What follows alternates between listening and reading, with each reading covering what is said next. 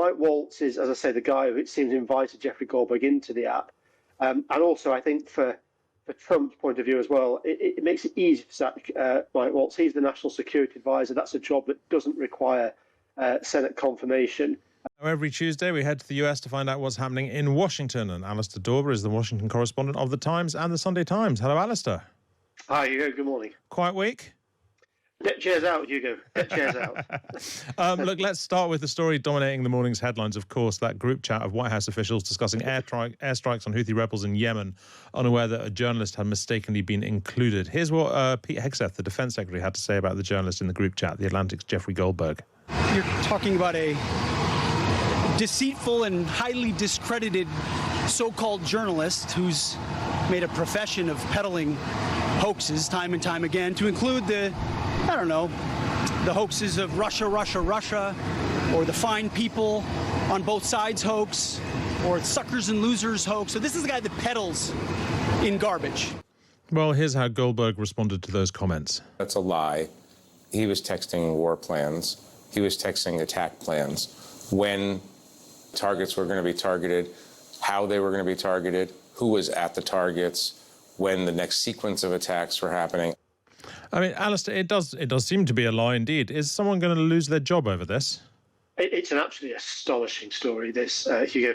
I think the person whose job is most in jeopardy is not Pete Hegseth, despite that comment there about Jeffrey Goldberg, who, it must be said, is a highly accomplished and well-respected journalist. Mike Waltz, the national security advisor, appears, for whatever reason, to have invited Jeffrey Goldberg into this group chat on Signal. It's a secure app, but it's a commercial app.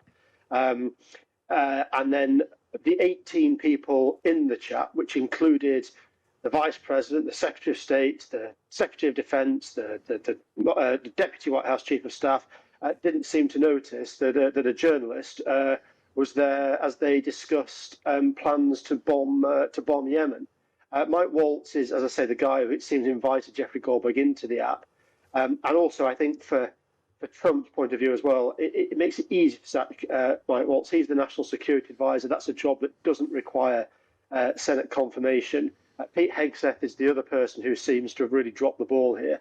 But Donald Trump invested a huge amount of political capital in Pete Hegseth, trying to get him nominated, and to lose him now would be a major setback. How sensitive was the information being discussed here, to the best of our knowledge? Would it like have posed a risk to American pilots, to American national security, if it had got into the wrong hands?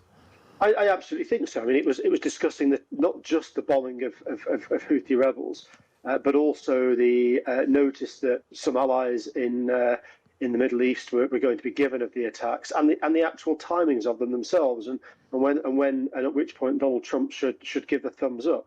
There were quite detailed discussions, and there was a disagreement for a period of time over the timing and whether or not these attacks were simply bailing out European allies, which J.D. Vance, the Vice President, seemed to take umbrage at. So, I mean, these are the highly sensitive bits of information that normally you might expect to be discussed with people that known people and in a much more secure setting than the one it was discussed in.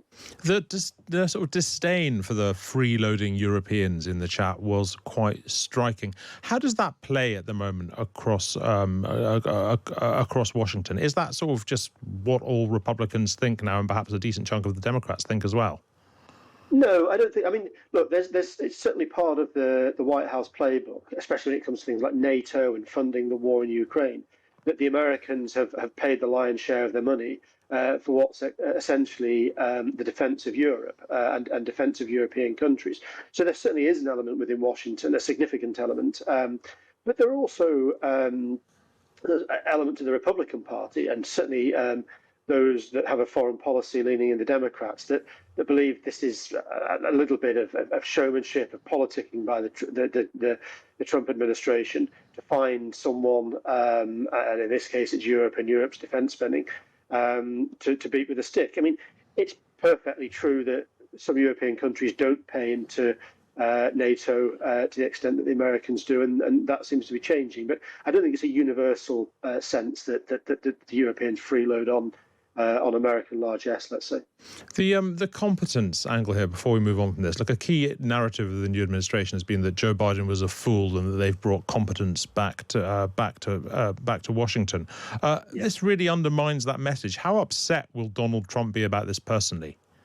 I think Donald Trump will be absolutely furious. He was asked yesterday during an event at the White House about this, and either he didn't know, he genuinely didn't know about it, or was playing for time. He was put on the spot. He said he didn't know what the journalist was talking about.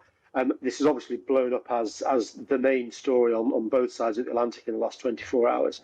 And there's a huge embarrassment. During Donald Trump's first term, he got very angry, very upset with some of the people that appointed, those that were termed, certainly in the liberal media, as the grown-ups in the room. It would appear from some of these messages we've seen. And Mike Waltz, one of Mike Waltz's response to the idea of bombing Yemen was a fist pump emoji, an American flag, and an explosion. I mean, that's now the US National Security Advisor. I think Donald Trump will be absolutely furious this has happened.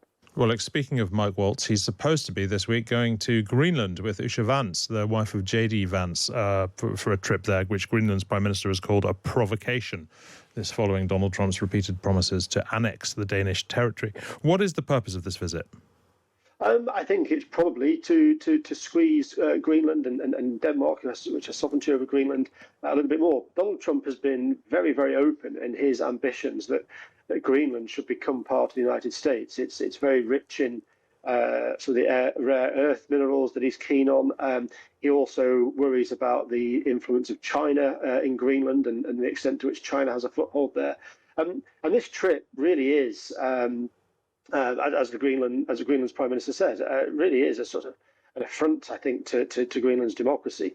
Mike Waltz is going there to discuss national security, presumably in person rather than over apps like Signal.